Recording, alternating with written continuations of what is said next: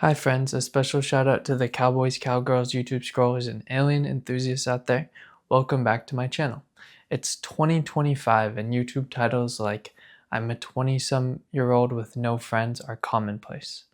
A younger version of myself really identifies with those videos, while currently I just feel like giving the people in them a hug and telling them that it gets better. The end of these videos leaves me with an empty feeling, longing for solutions and answers. I'm accepting my call to action by creating a video open letter to my younger self and to others making these videos, urging you not to lose hope. By the end of the video, you'll look at socializing as a muscle, making friends as a process, and hopefully accept times of isolation as a period that will come to pass. Stay tuned till the end to hear how I went from isolated to having abundant community and friendship, and the things I learned along the way. It's been a decade-long process. So first, I want you to think of a friend, family member, or colleague that came to you going through a personal challenge. Let's take depression or anxiety as an example.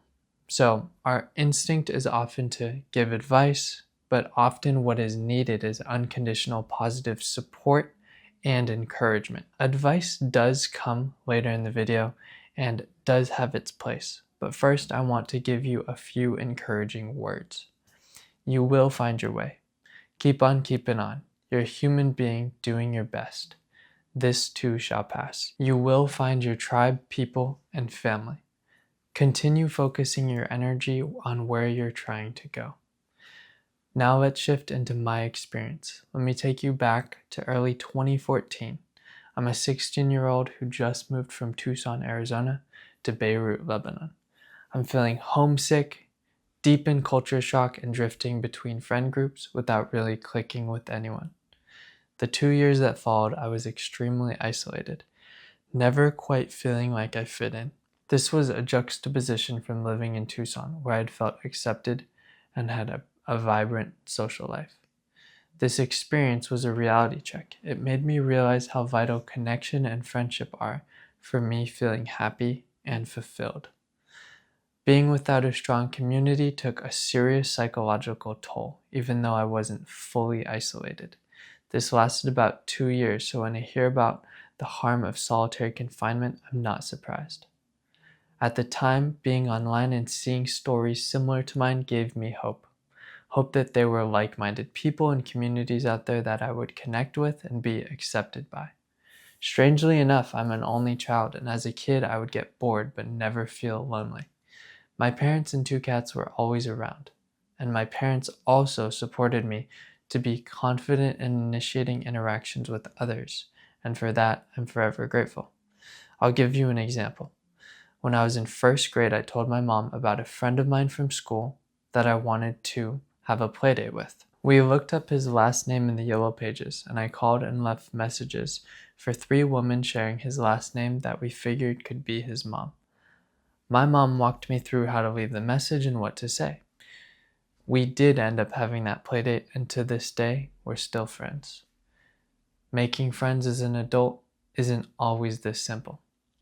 A few reasons include being chronically online dulls our ability to pick up on social cues. Bills don't quit, and dealing with them can be consuming.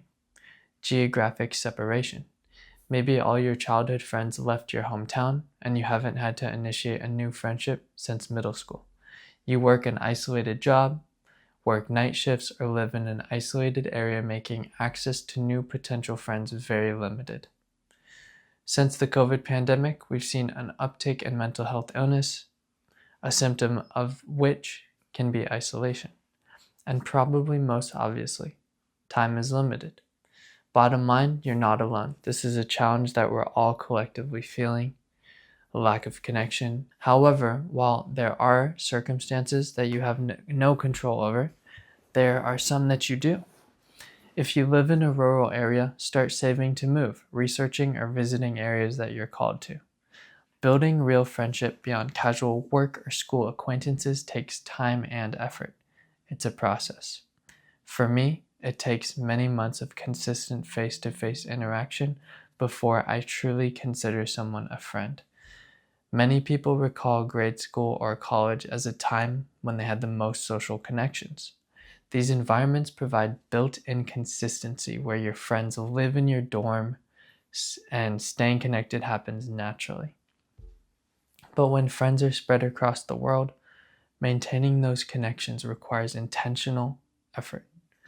I dedicate at least 2 or 3 hours a week to staying in touch with friends who live where I live or live hours away. Before starting undergrad, I went on a 10-day backpacking trip with 10 other completely random freshmen. By the end of the trip, I could really hold up my side of a conversation.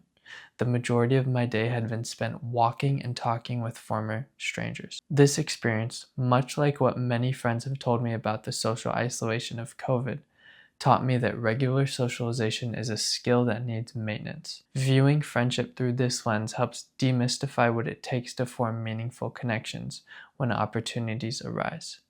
Viewing being friendly or charming as a skill to be practiced rather than an inherent quality. When I set out to build new friendships, I made a point to engage with strangers, introduce myself, and embrace spontaneity in my interactions. By socializing consistently, I ensured that when I met someone I saw as a potential friend, I'd be ready and comfortable to connect. I saw these small changes snowball. Instead of doing that yoga class at home, I'd push myself to go out and practice with others. Consistent socialization helped me lower my expectations for each interaction, become more perceptive about whether someone was open to connecting or not, and let go of the nerves that come with meeting new people. I made a habit of suggesting to hang out with anyone I saw as a potential friend. Over time, I built resilience to rejection or plans falling through. Conversations would usually go like this. "Oh, you like biking? We should go for a ride sometime." I could usually tell by their tone and their response whether they were interested or not. About 1 in 3 times, this actually led to a friendship or spending time together. I began to realize that people are busy, some prioritize family, relationships, or simply aren't looking to expand their social circle because they already feel they have a group that they're accepted. I never really felt that way, so I made a point to spend time with people who shared my mindset of always being open to new connections. Over time, I learned not to take it personally.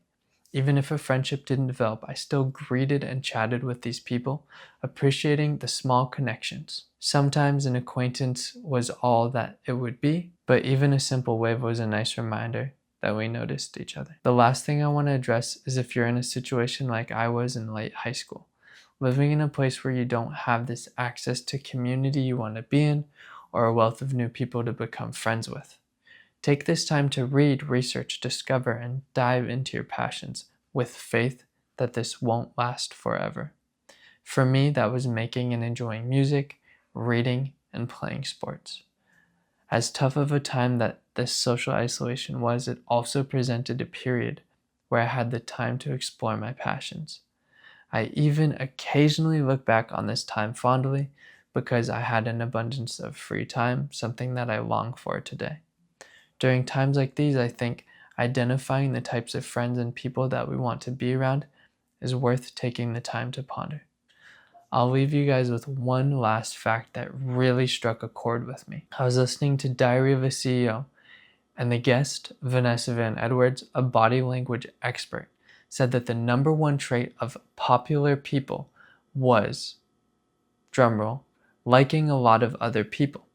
What that means was when researchers asked people who they liked most in their office or school, the most popular people identified were all found to have written down the most names of peers that they personally liked.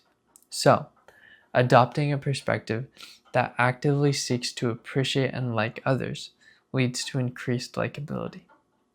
Please comment and share this with one friend. Be well.